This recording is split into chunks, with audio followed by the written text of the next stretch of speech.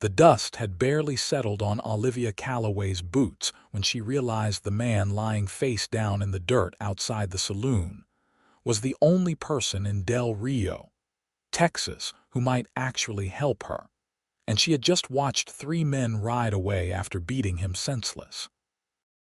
It was April of 1873, and Olivia had arrived in this border town with nothing but the clothes on her back, a stolen horse she had already sold for passage money, and enough regret to fill the Rio Grande twice over. The sun beat down mercilessly on the dusty street as she stood frozen, watching the prone figure struggle to push himself up on his elbows. Blood dripped from his nose onto the parched earth, darkening the pale dirt to rust. She should have kept walking. Every instinct she had developed over the past 3 years screamed at her to mind her own business, to disappear into whatever anonymous corner she could find. But something about the way he fell, the way those men had laughed as they kicked him, reminded her too much of her brother back in St. Louis before he died, before everything went wrong. Olivia crossed the street, her worn skirts kicking up small clouds with each step. She knelt beside the man, careful to keep her distance in case he came up swinging. He was young, probably no more than 25, with sun-darkened skin and dark hair that fell across his eyes as he tried to focus on her face. "Easy now," she said quietly. "They are gone." He blinked at her, confusion evident in his brown eyes. Then he pushed himself up to sitting despite what had to be considerable pain. His hat lay a few feet away, trampled and dusty. She retrieved it for him, brushing it off automatically. "You should not have done that," he said, his voice rough. "They might come back." "Then I will worry about it when they do." She offered him her hand. After a moment's hesitation, he took it, and she helped him stand. He was taller than she had expected, probably 6 feet, with the lean build of someone who worked hard for his living. His clothes marked him as a ranch hand or cowboy, nothing fancy but well-made and practical. "I am Yates Brennan," he said, retrieving his hat from her and settling it gingerly on his head. "And you are either very brave or very foolish, Miss Olivia Calloway, and I have been told I am both." She glanced down the street where the 3 men had disappeared. "What was that about?" Yates touched his ribs carefully, wincing. "Long story, nothing that concerns you." "Fair enough." She turned to leave, but his voice stopped her. "Wait. You are new in town." It was not a question. "You got somewhere to stay?" Olivia hesitated. This was where she should lie, should protect herself, should do what she had been doing for 3 years. But she was tired of lying, tired of running, tired of being afraid. "Not yet." Yates studied her for a long moment, those brown eyes seeing more than she wanted them to. She resisted the urge to look away. Finally, he nodded. "The boarding house on 3rd Street. Mrs. Patterson runs it. Tell her I sent you. She will not charge you for the first night." "I do not need charity." "Everybody needs something, Miss Calloway. Might as well be a clean bed and a hot meal."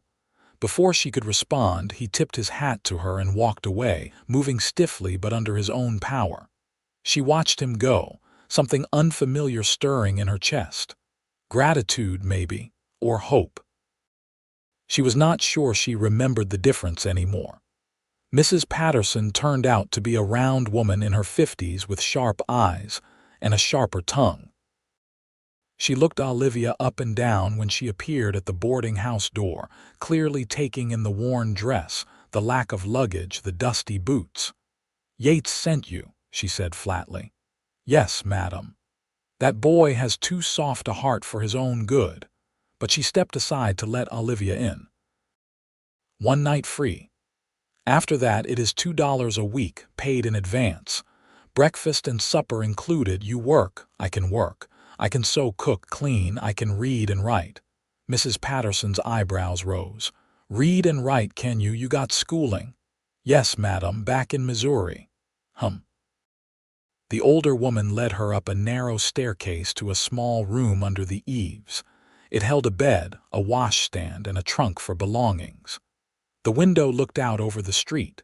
Sarah Miller, who runs the dress shop, has been looking for help. You go see her tomorrow morning. Tell her I sent you. Thank you, Mrs. Patterson. Do not thank me yet. You might not get the job. She paused in the doorway.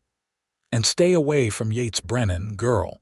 He is trouble he does not deserve, and you look like you have got enough trouble of your own. After she left, Olivia sat on the bed and let herself feel the exhaustion that had been chasing her for months. She had made it to Texas. She had found a place to sleep, at least for tonight. It was more than she had dared hope for when she left Kansas City 3 weeks ago with nothing but the coins she had lifted from her employer's desk drawer. Another theft to add to the list. Another mistake in a long line of them. She thought about Yates Brennan's face when he looked at her, that odd moment of connection between two strangers on a dusty street. Then she pushed the thought away. She could not afford connection. Connection meant questions, and questions meant answers she could not give. That night, she lay awake listening to the sounds of Del Rio settling into darkness. Somewhere a dog barked. Men's voices drifted up from the saloon down the street, punctuated by the tinny sound of a poorly tuned piano. She thought about St. Louis, about her brother Thomas and the debts he had owed when he died. She thought about the men who had come looking for payment and what she had done to escape them. She thought about Chicago, Kansas City, 3 other towns whose names she barely remembered now. Always running, always one step ahead of the consequences of her choices. Tomorrow she would see about the job at the dress shop. If she could not get it, she would move on again. Del Rio was just another stop, another temporary haven before the past caught up with her again. But when she finally slept, she dreamed about brown eyes and a voice that said everybody needs something. Morning came too quickly. Olivia washed her face and hands in the basin, wishing she had another dress to wear. This one had been blue once, but road dust and hard use had faded it to a tired gray blue that made her skin look sallow.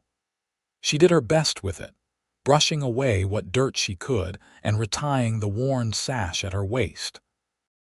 Her dark blonde hair she pinned up as neatly as possible, though several strands immediately escaped to curl around her face. Breakfast at the boarding house was surprisingly good, fresh eggs and biscuits with honey. Mrs. Patterson presided over a table of 6 boarders, all men except for Olivia. They were polite enough, tipping their heads in greeting but not pressing for conversation. She appreciated that. The dress shop is 2 streets over, Mrs. Patterson told her as she cleared the plates. Pink building, you cannot miss it. Sarah opens at 8. Olivia thanked her and set out, trying not to think about what would happen if Sarah Miller did not hire her. The morning air was already warm, promising another hot day. Del Rio was bigger than some of the towns she had passed through, with actual boardwalks along the main streets and several substantial brick buildings mixed in among the wooden storefronts. She could see the Rio Grande in the distance, a brown ribbon marking the border with Mexico. The dress shop was indeed pink, a cheerful color that seemed almost defiant in the harsh landscape. A bell chimed when Olivia pushed open the door, and she found herself in a space that smelled of fabric and lavender. Bolts of cloth lined the walls, and 2 dress forms stood near the window displaying finished gowns, one in green silk and one in practical brown cotton. "Be right with you," a voice called from the back room. A moment later, a woman emerged carrying a basket of thread spools. She was probably 30, with red hair pinned in an elaborate style and a dress that spoke of both taste and skill. Her green eyes assessed Olivia quickly. "You must be the girl Patterson mentioned. She sent a boy around last night." Sarah Miller set down her basket and brushed her hands on her apron. "You really know how to sew. Yes, madam, my mother was a seamstress. I have been sewing since I was 6 years old. Show me your hands." Olivia held them out. Sarah took them, turning them over to examine her fingers. The pads were calloused from needlework, the nails short and clean. "You got any samples of your work?" "No, madam, I am sorry. I have been traveling and I had to leave my things behind." Sarah's eyes narrowed slightly. "Running from something." Olivia's heart stuttered, but she kept her face calm. "Running to something, I hope. A fresh start." "Hum." Sarah released her hands and moved to one of the work tables. She picked up a piece of blue cotton and a needle already threaded. "Make me a French seam. Let me see what you can do." Olivia took the fabric and examined it. French seams were more difficult than plain seams, enclosing the raw edges so both sides looked finished. Her mother had insisted she master them before she turned 10. She took a breath and began to work, letting her hands remember what her mind had nearly forgotten in 3 years of running. The familiar motion was calming, the tiny stitches appearing in neat rows as she worked. Sarah watched without comment until she finished. Then she examined the seam closely, holding it up to the light, running her fingers over the stitches. Finally, she nodded. "You will do. $4 a week plus lunch. 8 to 6 closed Sundays. You will help with cutting, basic sewing, fitting customers, and keeping the shop clean. I do the complex work and all the bookkeeping. We understand each other." "Yes, madam, thank you." "Do not thank me yet. We got a big order due next week for the mayor's wife and I am behind. You will earn your pay." Sarah untied her apron and handed it to Olivia. "Let us get started." The work was exactly what Olivia needed. It required enough concentration that she could not think about anything else, but it was familiar enough that her hands knew what to do almost without thought. Sarah proved to be exacting but fair, quick to correct mistakes but also quick to acknowledge good work. By lunchtime, Olivia's back ached from bending over the work table, but it was a good ache, the kind that came from honest labor.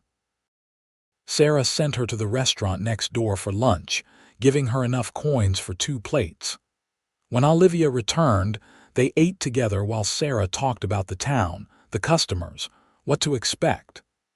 "Del Rio is a cattle town mostly," she explained between bites of stew. "Ranches all around, and we get drovers coming through regular on their way to the railheads.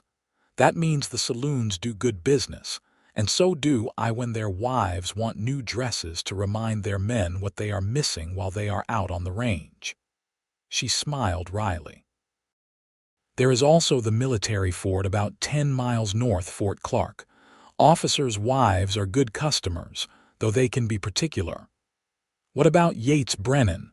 The question was out before Olivia could stop it. "Mrs. Patterson said he was trouble." Sarah's expression shifted, becoming more guarded. "Yates works at the Lazy S Ranch north of here.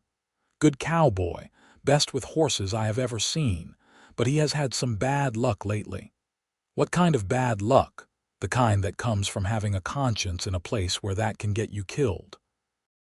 Sarah stood and began gathering their empty plates. He tried to stop some of the other cowboys from beating a Mexican shepherd who wandered onto ranch land with his flock. They did not take kindly to that. What you saw yesterday was them reminding him to mind his own business. Olivia felt something cold settle in her stomach. Will they come after him again? Probably. Chet Morrison and his boys do not forget. They think because Chet's daddy owns half the county they can do whatever they want. They are mostly right, too. Sarah looked at her seriously. "Patterson was right to warn you off. Yates is a good man, but good men die young out here, especially when they make enemies of the wrong people." The afternoon passed in focused work. Olivia lost herself in cutting patterns and basting seams, grateful for the distraction. But as 6 o'clock approached and Sarah began closing up the shop, Olivia's thoughts returned to Yates Brennan. She wondered if he had gone back to the ranch, if those men had been waiting for him there. "Go on home," Sarah said, shooing her toward the door. "You did good work today. I will see you tomorrow morning." The walk back to the boarding house took her past the saloon where she had first seen Yates. Without quite meaning to, she slowed her steps, scanning the street. A few cowboys lounged outside, talking and smoking, but none of them were the men from yesterday. And none of them were Yates. At dinner, Mrs. Patterson informed her that since she had secured employment, she could stay on at the boarding house for the agreed $2 per week. Olivia paid for the next week in advance, counting out the precious coins from her dwindling supply. Sarah would pay her at the end of the week, and then she would need to make the money stretch for food and necessities. After dinner, she sat on the small porch at the back of the boarding house, watching the sun set over the Rio Grande. The sky turned orange, then pink, then deep purple. Stars began to appear, more stars than she had ever seen in St. Louis. The vastness of the Texas sky made her feel small, but not in a bad way. Small enough to disappear, maybe. Small enough that her mistakes might disappear too. Beautiful evening. She started, turning to find Yates Brennan standing at the bottom of the porch steps. His face was bruised, one eye swollen nearly shut, but he was cleaned up and moving easier than he had been yesterday.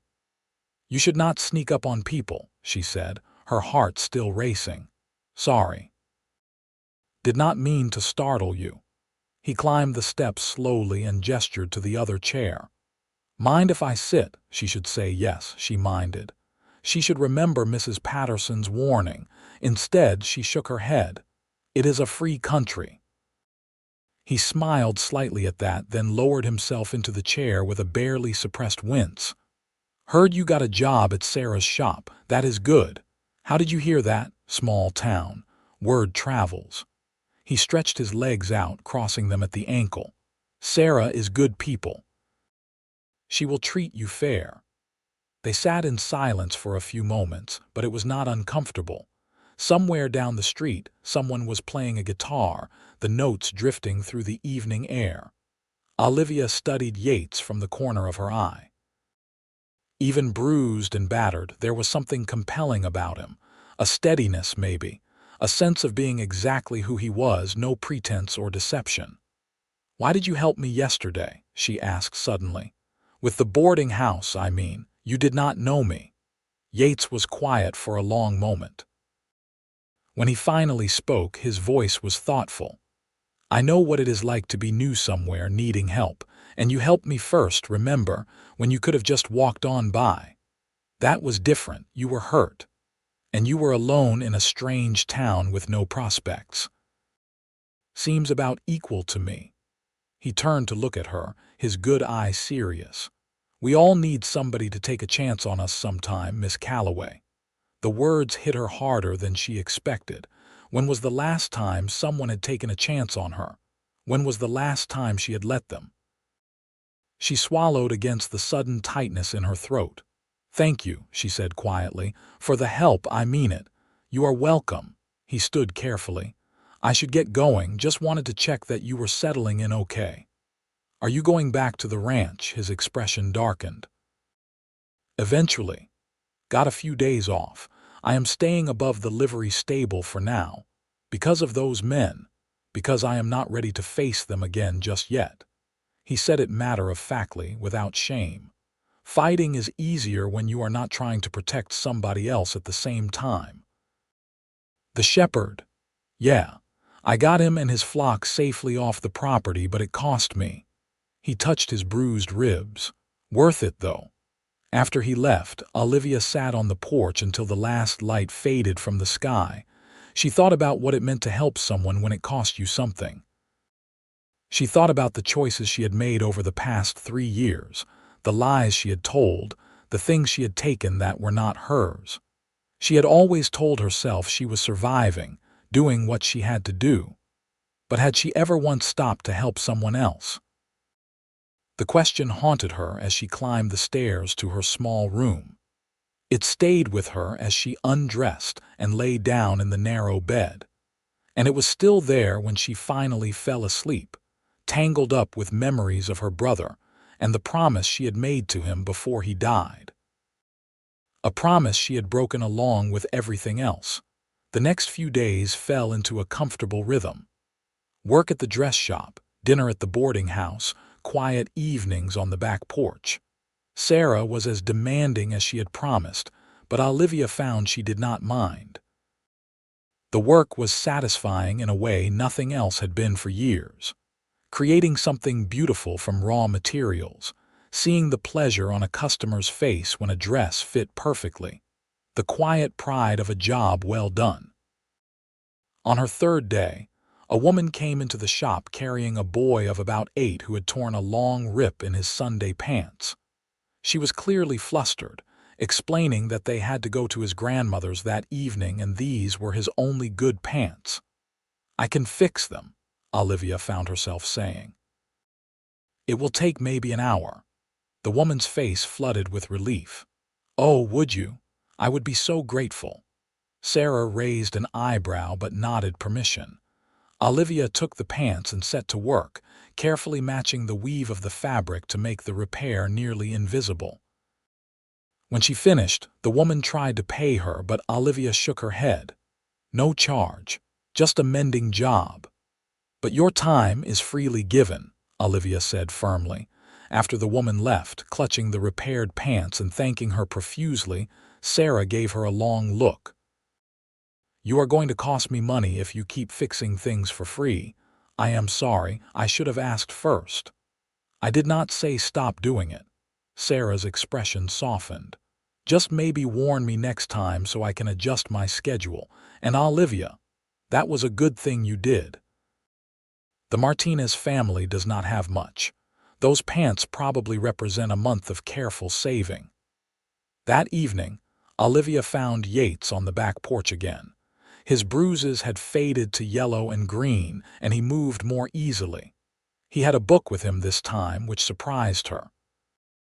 "A reading cowboy," she said, settling into her chair. "That is not what I expected." He held up the book so she could see the cover. "Ivanhoe, ever read it?" "No, I read mostly newspapers and the Bible. That was all we had."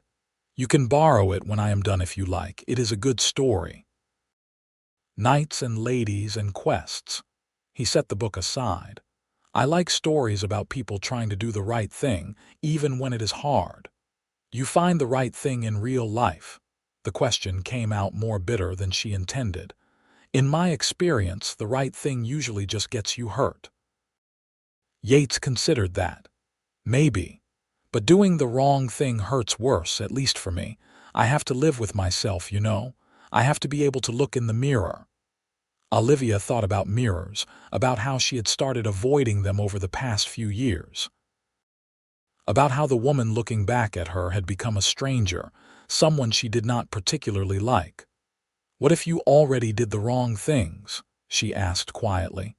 "What if you made mistakes you cannot take back?" He looked at her then, really looked at her, and she had the unsettling feeling he could see straight through to all the secrets she was hiding. But his voice when he spoke was gentle. "Then you start over. You do better going forward. You cannot change the past, but you can decide who you want to be tomorrow." "It is not that simple." "No," he agreed. "It is not, but it is not impossible either." They talked until the stars came out about nothing and everything. He told her about growing up on a small ranch in East Texas, about learning to ride before he could properly walk, about his parents who had died of fever when he was 16. She told him carefully edited stories about St. Louis, about her mother who had died when she was 12, about her brother. She did not tell him how Thomas died or what came after. Some things were still too painful, too shameful to share, but she found herself wanting to tell him. The impulse frightened her. Over the next week, those evening conversations became the part of the day Olivia looked forward to most. Yates was easy to talk to, with a dry sense of humor that often caught her by surprise and made her laugh. He was also a good listener, asking questions that showed he actually cared about the answers. He told her about the ranch, about the horses he was training, about the satisfaction of earning an honest day's pay. She told him about the dress shop, about Sarah's customers and their various requests. She told him about the pleasure she found in creating something beautiful, in solving the puzzle of how to make fabric drape just right or how to alter a pattern to fit a particular figure. What she did not tell him was that she was falling for him, that her heart jumped every time she saw him waiting on the porch, that she lay awake at night thinking about his smile, his voice, the way he looked at her like she was someone worth knowing. She could not tell him because she did not deserve it. Because the woman he was getting to know was not the real Olivia Calloway. It was a version she wished she could be, but the truth was still there, waiting to destroy whatever was growing between them. At the end of her second week in Del Rio, everything changed. It was a Saturday afternoon, and the shop was busy with women making final purchases before Sunday. Olivia was in the back room pressing a finished dress when she heard the bell chime and Sarah's voice shift from friendly to coldly polite. "Good afternoon, gentlemen. Can I help you?" "Looking for someone," a man's voice said. "Woman traveling alone, blonde hair about this tall." Olivia's blood turned to ice. She knew that voice. Denver Charlie, a hired gun who worked for the gambling syndicate in Kansas City, the people she had stolen from to escape. "We get lots of travelers through Del Rio," Sarah was saying. "You got a name." She might be using different names. "She is a thief and a con artist, stole money from my employer." "Well, I have not seen anyone matching that description." "Now, if you are not here to buy anything, you sure about that? Because there is a reward for information leading to her whereabouts. $100. Olivia's hands shook as she set down the iron. $100 was more than most people in Del Rio made in 2 months. Would Sarah turn her in? They had only known each other 2 weeks, and the truth was, Olivia had stolen that money. She was exactly what Denver Charlie said she was. "I said I have not seen her," Sarah repeated firmly. "Now please leave my shop." There was a long pause. Then Denver Charlie spoke again, his voice carrying a threat. "If I find out you are lying to me, lady, there will be consequences. Get out." The bell chimed again. Through the crack in the door, Olivia saw 2 men leave, Denver Charlie and another man she did not recognize. She stood frozen, her heart hammering. Sarah appeared in the doorway. "You want to tell me what that was about?" "I am so sorry. I will leave right now. I never meant to bring trouble to you." "I asked you a question." Olivia forced herself to meet Sarah's eyes. The older woman deserved the truth after protecting her. "I did steal money, in Kansas City, but it was not like he made it sound." "Then tell me what it was like." The words came pouring out, about Thomas and his gambling debts. About the men who came to collect after he died, who said Olivia owed them now. About how they made it clear the debt could be paid with money or with her, working in one of their brothels. About how she had taken $75 from the desk of the man who ran their operation and run, knowing they would come after her but preferring that to the alternative. "I know it was wrong," she finished, tears streaming down her face. "I know I should have found another way. But I was scared and I did not know what else to do. I have been running ever since." Sarah was quiet for a long moment. Then she sighed. "Those men will search the town. They will ask questions. People will remember you, especially after you helped Mrs. Martinez with those pants. Word gets around." "I know. I will pack my things and leave tonight. And go where? They will be watching the roads." Sarah shook her head. "No, running is not going to work this time. We need a different plan." You think I am going to let those vultures drag you back to whatever hell they have planned?" "Not likely." Sarah's expression hardened. "But I need to think. Go back to the boarding house. Do not go outside for any reason. I will come find you tonight after I close up." Olivia made her way back to the boarding house, keeping her head down and her pace steady despite the urge to run. Every person she passed made her flinch, sure they were going to grab her. But she made it to Mrs. Patterson's without incident and went straight to her room. She sat on the bed, mind racing. She should leave. She should climb out the window right now and disappear. But Sarah was right. They would be watching the roads, and she was so tired of running, so tired of being afraid. There was a soft knock on the door. Olivia tensed, but then she heard Yates's voice. "Olivia, it is me. Can I come in?" She opened the door, and the moment she saw his face, she knew Sarah had told him.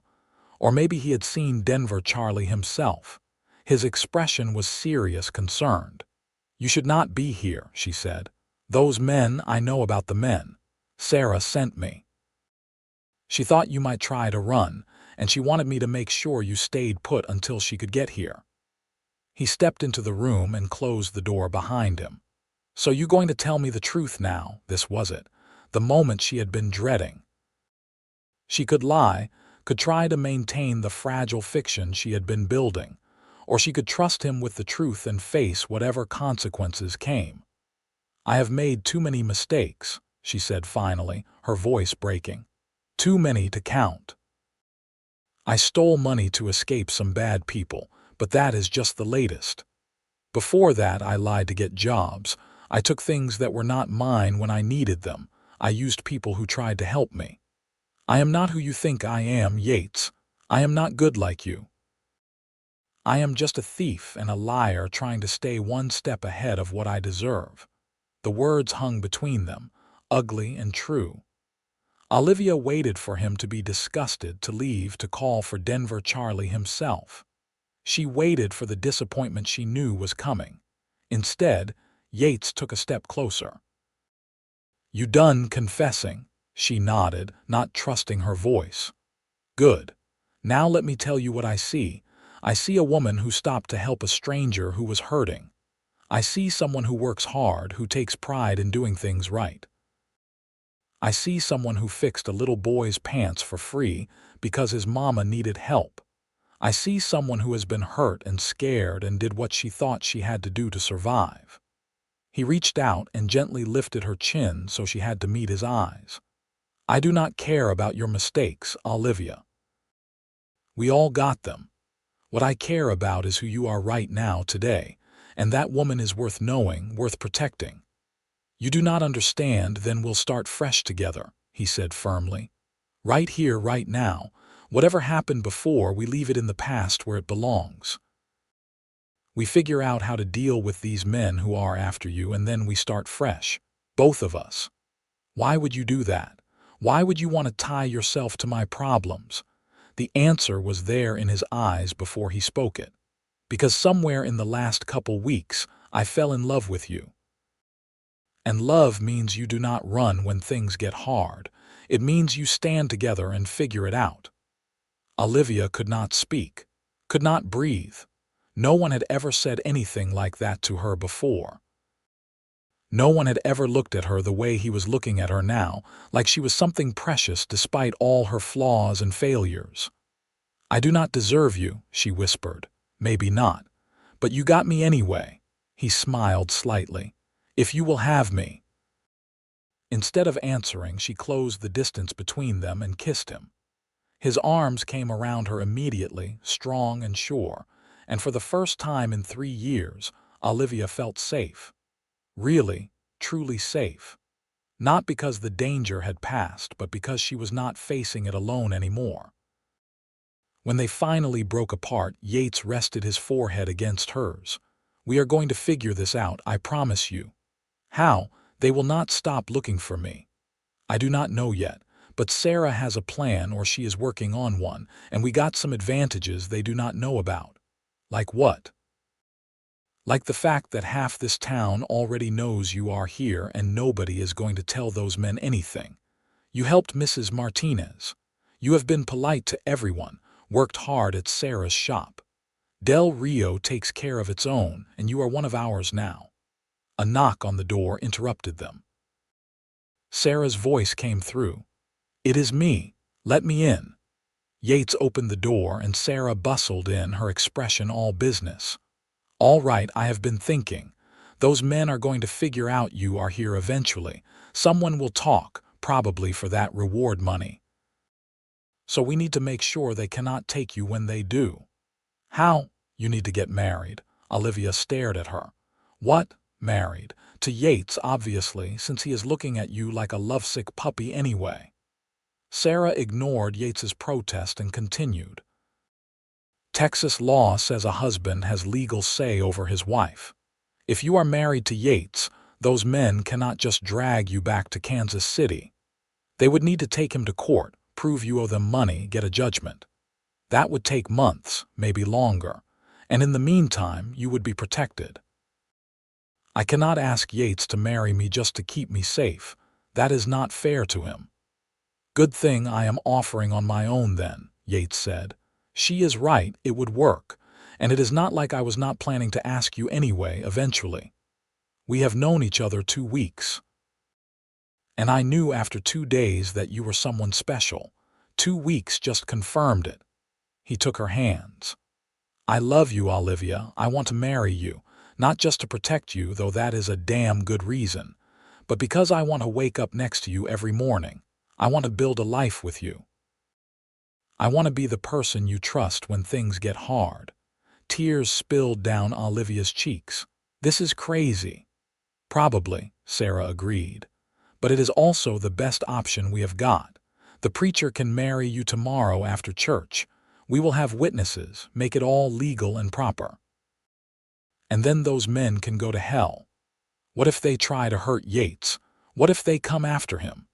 Then they will deal with me," Yates said simply. "And with every other person in this town who does not take kindly to hired thugs threatening their neighbors. You are not alone anymore, Olivia. When are you going to understand that?" She looked between Yates and Sarah, these two people who barely knew her but were willing to stand with her anyway. The scared, cynical part of her that had kept her alive for 3 years screamed that this was a trap, that she could not trust anyone. But a deeper, quieter part of her recognized something she had almost forgotten existed: hope. "Okay," she whispered. "Okay, yes, I will marry you." Yates's grin was bright enough to light the whole room.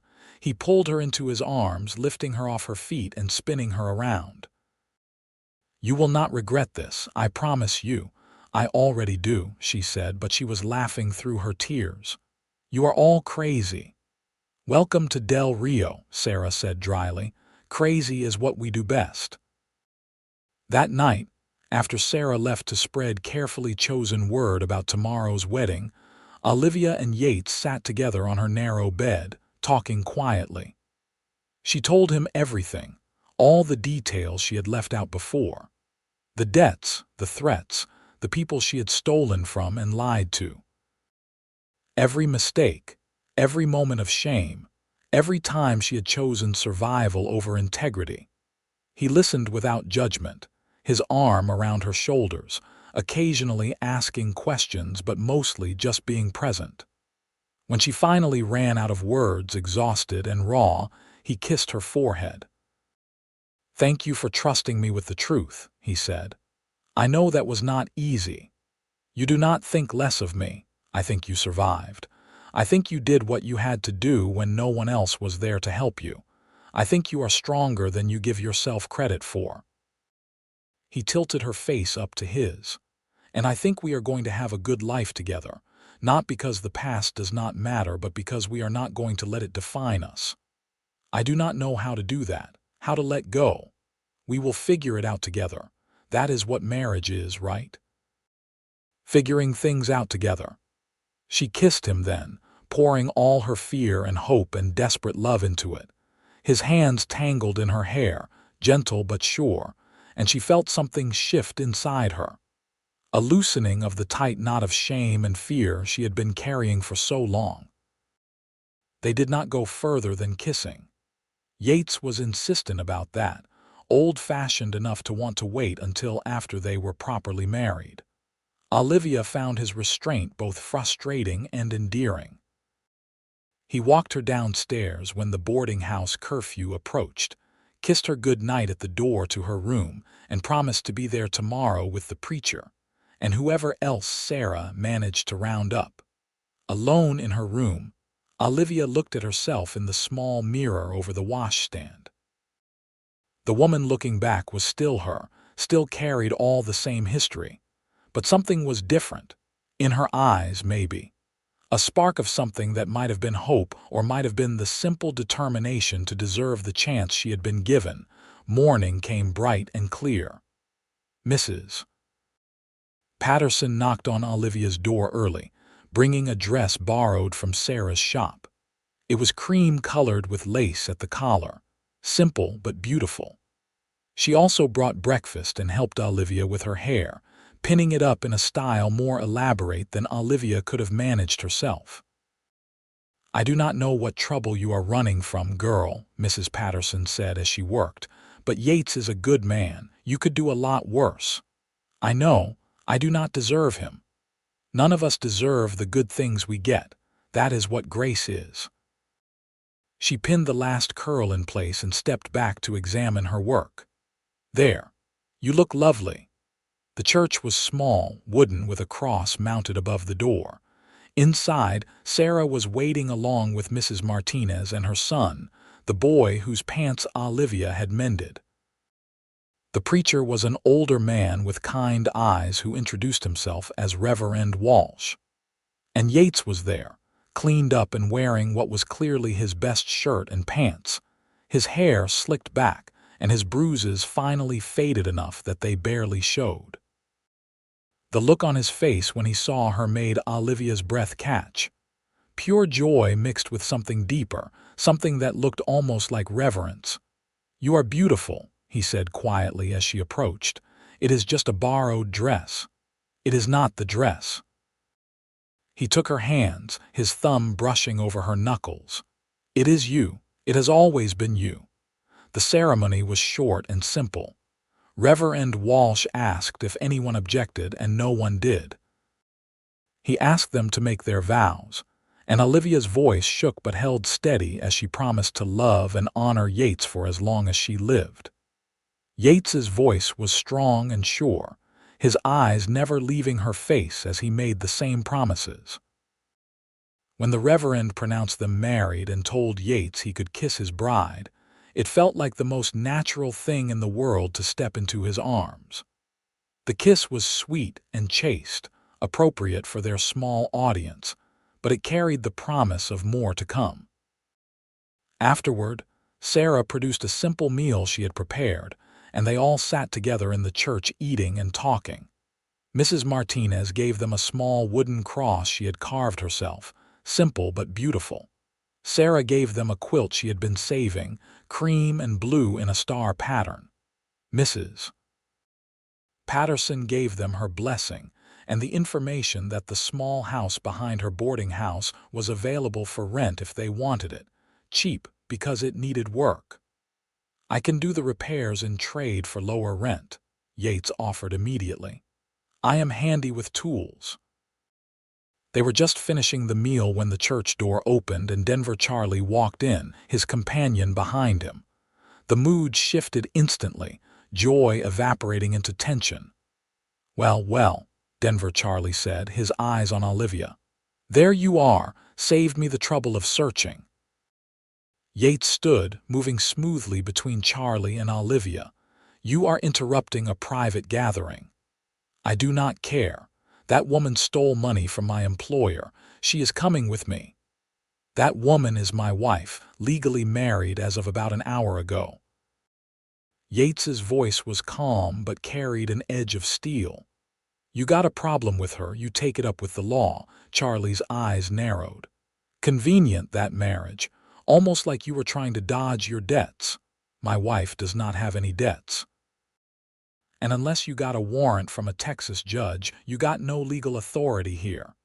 Yates crossed his arms. "So I suggest you leave, peacefully." "Or what? Or we will make you leave." The new voice came from the doorway. Olivia turned to see 3 more men entering, all dressed in working clothes, all with the hard-eyed look of men who had dealt with trouble before. One of them she recognized as another boarder from Mrs. Patterson's. "We do not appreciate strangers coming into our town threatening our people," the man continued. "And Mrs. Brennan is one of our people now, so you got 2 choices. You can leave on your own or we can help you leave. What is it going to be?" Charlie looked around, clearly assessing his odds. He and his companion against 5 men in unfamiliar territory. The calculation was simple. "This is not over," he said finally. "My employer paid good money for information about you, girl. He is not going to let it go." "Then tell your employer he can write me a letter," Olivia said, her voice steadier than she felt. "Through proper legal channels, with proof of whatever he says I owe him. Until then, he can leave me alone." Charlie's smile was unpleasant. "You got guts, I will give you that. But guts do not stop bullets, and my employer has a long memory." "So do I," Yates said quietly. "And if anything happens to my wife, anything at all, I will know exactly where to start looking. You make sure your employer understands that." After Charlie and his companion left, it took several minutes for the tension to ease. The men who had come to support them stayed until they were sure the threat had passed, then drifted away with promises to keep an eye out for trouble. Sarah hugged Olivia tightly. "You did good. You did not back down." "I am terrified," Olivia admitted. "What if they come back? Then we will deal with it. But my guess is they will not. Men like that are bullies. They only push when they think you are alone and vulnerable. You are neither of those things anymore." After everyone left, Yates and Olivia walked to the small house behind the boarding house. It was more of a cottage, really. 2 rooms and a kitchen with a small porch overlooking a patch of scrubby yard. The roof leaked in one corner, the floorboards were warped, and the whole place smelled of dust and disuse. "It is perfect," Olivia said. Yates laughed. "It is a disaster, but it will be perfect once we fix it up." He pulled her close, resting his chin on top of her head. "Our disaster, our home." That night, alone together for the first time as husband and wife, they learned each other slowly and carefully. Yates was gentle, patient, attentive to every response and every signal. Olivia had been scared, memories of the men who had threatened her in Kansas City making her tense. But Yates took his time, murmuring endearments and asking permission for every touch, until she relaxed into it, into him, into the surprising discovery that this could be sweet instead of threatening. Afterward, lying tangled together in the borrowed bed, Mrs. Patterson had grudgingly helped them move into the cottage. Olivia felt something she had not felt in years. Peace. "I love you," she whispered into the darkness. "I do not think I said it before, but I do. I love you, I know." She could hear the smile in his voice. "I love you too. And I am going to spend the rest of my life making sure you never doubt it." The next weeks fell into a pattern of hard work and simple happiness. Yates worked at the ranch during the day while Olivia continued at the dress shop. In the evenings, they worked together on the cottage, patching the roof, sanding and refinishing the floors, painting the walls. Slowly, their disaster transformed into a home.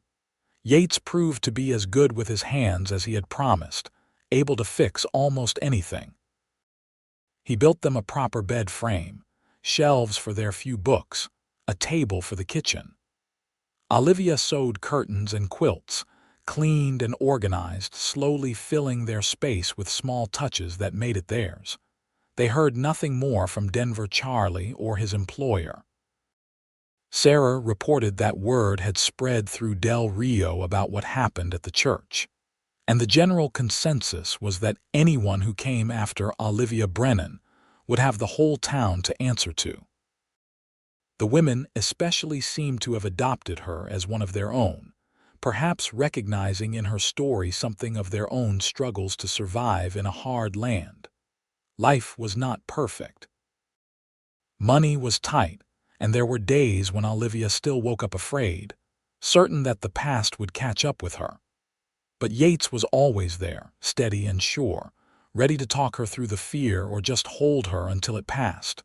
3 months after their wedding, Olivia realized she was pregnant. The discovery filled her with a complicated mix of joy and terror. She told Yates that evening as they sat on their small porch watching the sunset. He was quiet for a long moment after she told him. Then he reached over and took her hand. "How do you feel about it? Scared? Happy?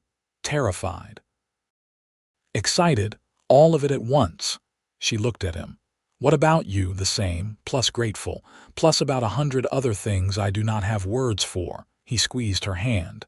"We are going to be good at this, not perfect, but good. We will figure it out together." "That is your answer to everything." "We will figure it out together." Because it is true. That is what we do, Olivia. That is what love is. She leaned her head on his shoulder, watching the sky turn from orange to purple to deep blue. In the distance, the Rio Grande reflected the last light of day. Somewhere out there were the people she had wronged, the mistakes she had made, the past that could never be completely erased. But here, now, with Yates beside her and new life growing inside her, Olivia finally understood what it meant to start fresh. The baby came in late winter, a healthy boy with his father's brown eyes and his mother's stubborn chin. They named him Thomas, after Olivia's brother, and the act of naming him that felt like reclaiming something good from the past, instead of just carrying the weight of it. Thomas was an easy baby, quick to smile and generally content. Yates was a natural father, patient and playful, willing to walk the floor all night when Thomas was fussy without complaint. Watching him with their son, Olivia felt her heart expand in ways she had not known were possible. Sarah gave Olivia her old job back with modified hours so she could bring Thomas to work with her. He spent his days sleeping in a basket in the back room or being passed around by the customers who came in, all of whom seemed delighted to have a baby to coo over. When Thomas was 6 months old, they got a letter. It came to the dress shop, addressed to Olivia Brennan in handwriting she did not recognize. She opened it with shaking hands, Yates standing close beside her. Inside was a single page. The letter was from a lawyer in Kansas City, informing her that the gambling syndicate she had stolen from had been shut down by federal authorities. Several of the men involved, including the one who had threatened her, were now in prison. The lawyer had been hired to settle outstanding debts and claims. He had heard about her situation and wanted to inform her that there was no longer any record of her owing anyone anything. As far as the law was concerned, she was free and clear. Olivia read the letter 3 times before she believed it. Then she handed it to Yates and sat down heavily, her knees suddenly weak. "It is over," she said wonderingly. "It is really over." Yates read the letter, then knelt beside her chair and pulled her into his arms. "It was already over, love. This just makes it official. I have been so afraid. All this time, even when I was happy, there was always this fear in the back of my mind that they would come and take it all away. And now you do not have to be afraid anymore." He kissed her forehead. "Now you can just live. We can just live." That night they celebrated quietly at home, just the two of them and Thomas. It was not a grand party or a big announcement. It was simple and sweet, like everything else in their life together. Yates cooked dinner while Olivia nursed Thomas, and then they sat together on their porch, watching the stars come out one by one. "Tell me something," Yates said after a while. "That first day when you helped me after those men beat me up, what made you stop? You could have just kept walking." Olivia thought about it. "You reminded me of my brother, the way you fell, and I guess I was tired of walking past people who needed help, tired of only thinking about myself and my own survival. So you stopped. So I stopped. And you sent me to Mrs. Patterson's, and here we are." "Here we are," he agreed. He shifted Thomas to his other arm. The baby was asleep, his small face peaceful. "You ever think about how many tiny choices had to go exactly right for us to end up here? If I had gone to the saloon an hour earlier or later, if you had taken a different road, if Mrs. Patterson had not had a room available. I try not to think about it too much. It makes me feel like everything is terrifyingly fragile, or maybe it is just meant to be." He looked at her, his expression serious. "I do not believe in much, Olivia, but I believe in us. I believe we found each other for a reason. To start fresh together. To start fresh together," he confirmed, "and to keep starting fresh every day as many times as we need to." Years passed, measured in the everyday moments that make up a life. Thomas grew into a serious, thoughtful boy who loved books almost as much as horses. 2 years after he was born, they had a daughter, Rebecca, who was all fire and determination from the moment she entered the world. Another 2 years brought another son, James, who was sweet-tempered and gentle, content to follow wherever his siblings led. The cottage was too small for 5, so Yates built an addition, 2 more rooms that doubled their space. He had left the ranch by then, setting up his own business training and selling horses. It was hard work and the money was uncertain, but he was good at it, and gradually they built a reputation that brought customers from as far away as San Antonio.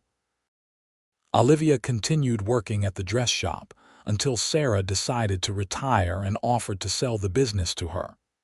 It took careful negotiation and a loan from the bank, but eventually the shop became hers.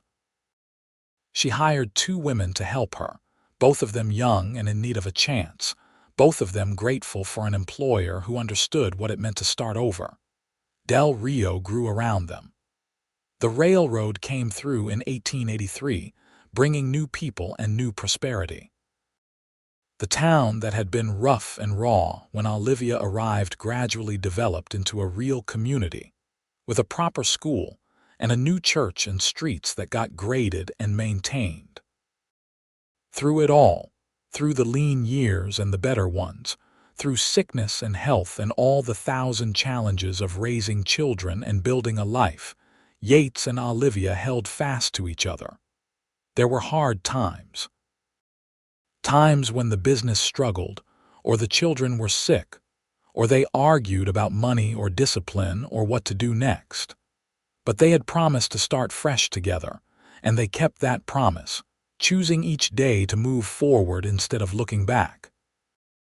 On their 10th anniversary, Yates took Olivia back to the church where they had been married. It was evening, the same kind of golden light that had blessed their wedding day. They stood together in the empty building, hands linked, older and more tired than they had been, but also stronger. "I have been thinking," Yates said, "about that day when you told me about all your mistakes, when you confessed everything and expected me to leave. I remember, I was terrified. I know. But the thing is, I was terrified too, not of your past, but of telling you how I felt. Of admitting that I had fallen for you so fast and so hard. I was scared you would think I was crazy or that I was just trying to take advantage of your situation." Olivia looked up at him in surprise. "I never knew that. I know, I hid it pretty well," he smiled slightly. "But I was. And then when I told you we would start fresh together, it was not just about you. It was about both of us. About me being brave enough to try for something real instead of just playing it safe. You changed my life," Olivia said quietly. "You gave me a reason to stop running. You showed me what it means to be loved without conditions. You did the same for me. You trusted me with your truth. You let me be the man I wanted to be instead of the man I was afraid I was." He pulled her closer. "I love you more today than I did 10 years ago, more than I did yesterday. and I will love you more tomorrow than I do today." They renewed their vows there in the empty church, with only each other as witnesses. The words were the same ones they had spoken a decade before, but they meant something different now. Deeper. Rooted in years of choosing each other through everything life had thrown at them. When they emerged from the church, their children were waiting outside with Sarah and Mrs. Patterson and half the town, all of them in on the surprise Yates had planned. There was food and music and dancing in the street, a celebration of a marriage that had started as a desperate gamble and become something solid and real. As the party wound down and the stars came out, Thomas found his mother sitting on the church steps, watching his father dance with Rebecca. "Mama," he said, settling beside her. At 10, he was already tall for his age with his father's thoughtful nature. "Can I ask you something, of course? How did you know you loved Papa? How did you know he was the right person?" Olivia considered the question carefully. Her children knew some of her story, the broad strokes of it. They knew she had come to Del Rio alone and afraid, that their father had helped her, that they had married quickly. But they did not know all the details, the depth of her desperation or the extent of her mistakes. That was a story for when they were older, if she told it at all. "I knew because he saw me," she said finally. "Not the person I was pretending to be or the person I wanted to be. The real me with all my flaws and fears and mistakes. And he loved me anyway. He did not try to fix me or change me. He just stood beside me and said we would figure it out together." "That is love?" Thomas asked. "Standing beside someone. That is part of it. Love is a lot of things. It is choosing someone day after day, even when it is hard. It is being honest with them and letting them be honest with you. It is building something together instead of just taking what you need." She put her arm around his shoulders. "You will understand it better when you are older, but the most important thing is this. Love is not about finding someone perfect. It is about finding someone whose imperfections fit with yours, someone who makes you want to be better than you were." Thomas leaned against her, quiet for a moment. Then he said, "I am glad Papa found you. Me too, baby. Me too." The years continued their steady march. Thomas grew up and went to work with his father, showing the same natural talent with horses.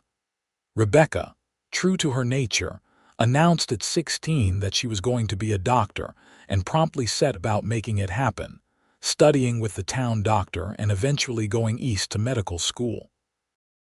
James stayed close to home, gentle and artistic, eventually taking over the dress shop when Olivia was ready to retire. Yates's hair went gray at the temples, then silver all over. Olivia's hands developed arthritis that made detailed needlework difficult.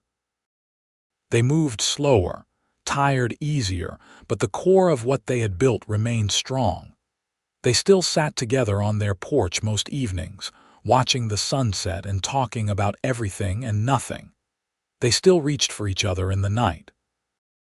They still chose each other, day after day after day. On their 30th anniversary, their children threw them a party that seemed to involve the entire town. There were speeches and toasts and enough food to feed an army. Rebecca came home from her practice in Houston, bringing her husband and 2 children. Thomas brought his wife and their 4 kids. James brought his sweetheart, a shy young man from San Antonio who made beautiful furniture. Late in the evening, when most of the guests had gone home and only family remained, they all gathered in the yard behind the cottage that had grown into a substantial house over the years. The grandchildren ran around catching fireflies while the adults sat in a circle of chairs, talking and laughing. "Tell us how you met," Rebecca's oldest daughter begged. "Tell us the story." Yates and Olivia exchanged a glance, the kind of wordless communication that came from decades together. Then Olivia began the story, the true one, holding nothing back. She told them about St. Louis and Kansas City, about running and fear, and the mistakes she had made.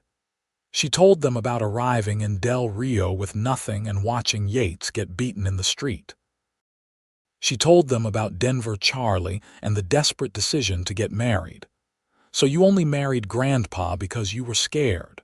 the girl asked, sounding disappointed. "I married your grandfather because he offered me something I had never had before," Olivia corrected gently. "A chance to be honest about who I was and start over. That first day when I told him about all the things I had done wrong, he said we would start fresh together. And he meant it. He never held my past against me. He never threw my mistakes in my face. He just loved me and stood by me and helped me become someone I could be proud of." "That is the most romantic thing I have ever heard," Rebecca's daughter said, starry-eyed. "It was not romantic at the time," Yates said, laughing. "It was terrifying. I was a 23-year-old cowboy with barely 2 nickels to rub together, trying to protect a woman from hired guns. I had no idea what I was doing." "But you figured it out," Thomas said. "We figured it out," Yates corrected, reaching over to take Olivia's hand. "Together. That has always been the secret. Not that we had it all figured out, but that we were willing to figure it out together." The party finally wound down near midnight. After everyone had left or gone to bed, Yates and Olivia found themselves alone on their porch one more time. The old chairs creaked as they settled into them, and Olivia pulled a shawl around her shoulders against the slight chill in the air. 30 years, she said wonderingly.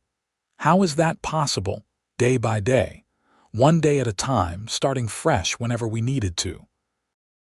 He looked over at her, his eyes still bright despite the wrinkles around them. "You have any regrets about us?" "Never, about everything that came before," she considered. "I regret the people I hurt, the trust I betrayed, but I cannot regret the path that led me here to you, to this life." "Does that make sense?" "Perfect sense. I feel the same way about the time before I met you. I was not living, just existing. You woke me up, Olivia. You made me want to be more than I was. You were always more than you thought you were. You just needed someone to see it." They sat in comfortable silence, holding hands like teenagers. 30 years, and the simple act of touching him still made her heart flutter. 30 years, and she still sometimes woke up amazed that this was her life, that she had been allowed to keep it. "Hey," Yates said softly. "Where did you go?" "Just thinking. About that first night after the wedding when you told me you loved me. Do you remember what I said? You said you did not deserve me. And you said I had you anyway." She squeezed his hand. "I spent so many years thinking I had to earn love, that I had to be perfect or good enough or somehow worthy of it. But you taught me that love is not something you earn. It is something you accept, something you choose. And something you give back," Yates added. "You gave me just as much as I gave you, Olivia, maybe more. I gave you 3 children and 30 years of dealing with my stubborn nature. You gave me a home, a purpose, a reason to be the best version of myself. You gave me a family and a life worth living." He stood carefully, his knees protesting the movement, and held out his hand to her. "Dance with me. There is no music. We will make our own." So they danced in the moonlight on their small porch, moving slowly to a rhythm only they could hear. Olivia rested her head on Yates's chest, listening to his heartbeat, steady and strong. She thought about all the choices that had led to this moment, the good ones and the bad ones, the mistakes and the miracles. She thought about a scared young woman arriving in Del Rio with nothing but regrets, and a kind young man who offered her a fresh start. She thought about how easily it could have gone differently, how many times they could have given up or walked away. But they had not. They had chosen each other over and over through everything. "I love you," she whispered, "more than I have words for. I love you too, always have, always will." They danced until the moon set and the first hints of dawn colored the eastern sky. Then they went inside. to the home they had built together, to the life they had created from nothing but hope and determination and love. Years later, when Olivia was 75 and Yates was 77, they took one last trip together. Back to the church where they had married, though it was a different building now, rebuilt after a fire in 1900. Back to the spot where the old boarding house had stood, now a hotel.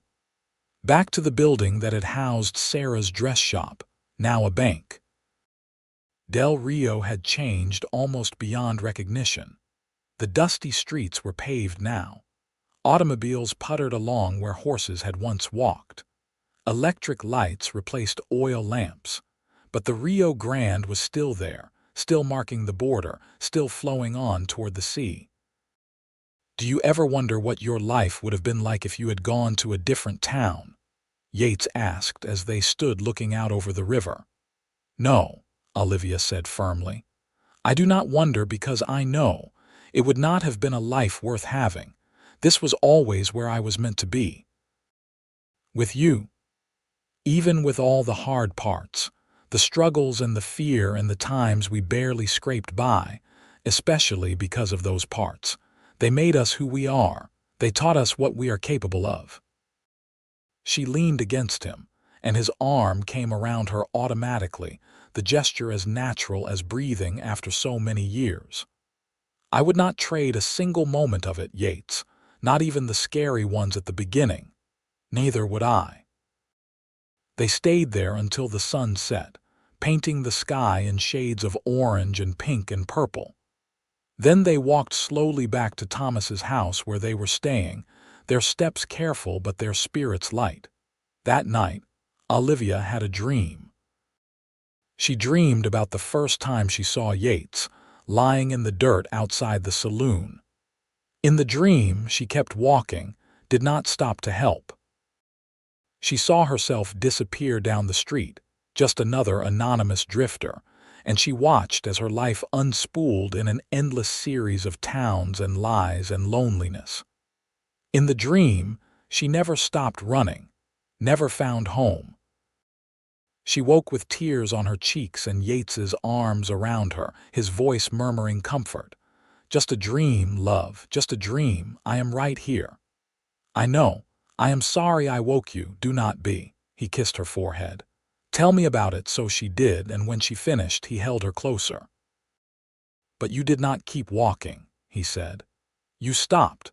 You chose to help a stranger, and everything else followed from that one choice. That one moment of compassion when you could have just minded your own business. And you chose to help me when you had no reason to. I had every reason to. You needed help, and I was in a position to give it. That is always reason enough. They talked until the sky began to lighten, about choices and chances, and the strange paths that lead us to where we need to be, about love and grace and second chances, about starting fresh and the courage it takes to try again when everything has gone wrong. Yates passed away 2 years later, quietly in his sleep with Olivia beside him. The whole town turned out for his funeral. People told stories about the man who had helped them, who had taken chances on them, who had been steady and kind and true. His children and grandchildren and great-grandchildren mourned him, but they also celebrated the life he had lived and the legacy he had left. Olivia lived another 5 years. She spent them surrounded by family, still sharp and engaged despite her body's gradual decline. She taught her grandchildren to sew and told them stories about the old days. She dispensed advice and love in equal measure. And every evening, she sat on the porch and watched the sunset, talking to Yates as if he were right there beside her. Sometimes she felt certain that he was, his presence as real as it had been when he was alive. On what would have been their 59th anniversary, Olivia gathered her family around her. She was in bed by then, too weak to get up anymore, but her mind was clear and her voice was steady. I want you all to understand something, she said, looking at each of them in turn. Your grandfather saved my life. not just by marrying me or protecting me, but by showing me what it meant to be loved. To really, truly be loved for exactly who you are. He taught me that you do not have to be perfect to be worthy of love. That starting fresh is always possible if you are brave enough to try. We know, Grandma, Rebecca said gently, holding her hand. He told us the same thing. Good, but there is more. Olivia took a careful breath. You all carry his legacy now. His kindness, his steadiness, his willingness to help people who need it. I have watched you live out those values your whole lives, and I am so proud of you. But I need you to promise me you will keep doing it. Keep being the people who stop when someone needs help. Keep being the people who believe in second chances. Keep being the people who start fresh together. They promised, each of them, tears streaming down their faces. And then, Olivia closed her eyes and went to join Yates, peaceful and content, surrounded by the family they had built and the love they had shared. They buried her next to him, in the cemetery overlooking the Rio Grande. The headstone was simple, with their names and dates and one line below. They started fresh together. Years passed. Decades. The town changed and grew, but the story of Yates and Olivia Brennan lived on, passed down through generations. The woman who arrived with nothing and the cowboy who offered her everything. The desperate marriage that became a great love. The two people who chose each other and kept choosing each other, no matter what came. And every time someone in Del Rio needed a fresh start, needed to believe that change was possible, needed to remember that love could heal even the deepest wounds, they told the story. Of the woman who confessed her mistakes and the cowboy who replied that they would start fresh together. Of two imperfect people who built something beautiful from the wreckage of their separate pasts. It became more than just a story. It became a promise. A reminder that no matter how far you had fallen or how badly you had stumbled, there was always a chance to begin again. That love was not about perfection, but about acceptance. That the bravest thing you could do was to trust someone with your truth, and then build a life together on that foundation of honesty. The dress shop that had been Sarah's, then Olivia's, then James's, stayed in the family for 4 generations. The horse ranch that Yates built continued to operate, run by his descendants who inherited his gift with animals. The house they had shared, expanded and updated but still fundamentally the same, became a gathering place for family reunions and celebrations. And on warm evenings, when the sun set over the Rio Grande painting the sky in brilliant colors, you could almost see them there. 2 figures on the porch, holding hands and watching the day fade into night. Starting fresh together, one more time, like they had done every day of their long and well-lived life. The end of their story was not really an ending at all. It was the beginning of something that would continue long after they were gone. A legacy of love and second chances and the courage to be honest about who you are. A reminder that sometimes the best things in life come from the most unlikely beginnings, and that starting fresh is always possible if you have the right person standing beside you. In the end, Olivia and Yates Brennan gave Del Rio, Texas more than just a love story. They gave it hope. And that was worth more than all the gold in the world.